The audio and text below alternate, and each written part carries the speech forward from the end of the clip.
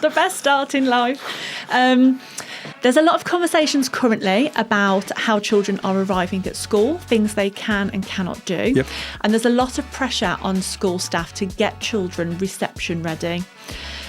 With the GLD targets that we currently have in place, there is a fear amongst colleagues that the focus on GLD will take away from developing the whole child. Mm-hmm. What's your view of that? Well, I think the earliest the foundation stage is, and the framework is a really powerful framework that I think, well, if I speak to early years leaders from the PFI nurseries to school-based nurseries, I think people see a lot of sense in the holistic nature of the EYFS.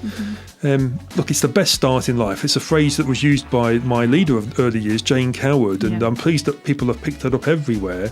So I'm unashamedly saying, look, it is the best start in life.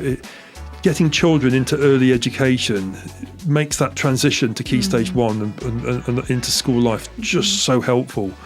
And we see too many times, I mean, there's a member of my board, she runs a charity called Kindred Squared, has just done something on potty training.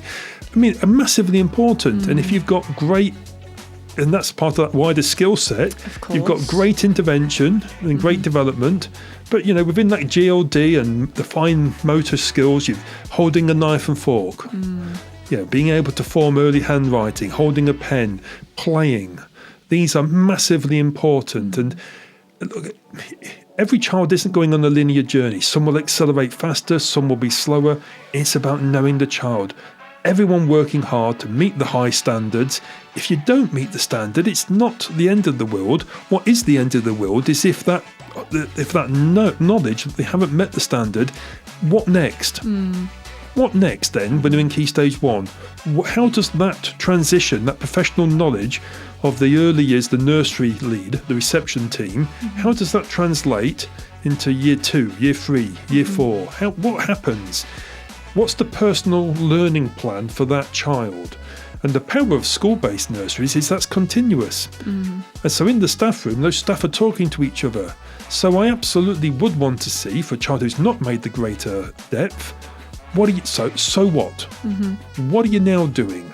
What's next? It's the same as if you said that somebody is struggling to read.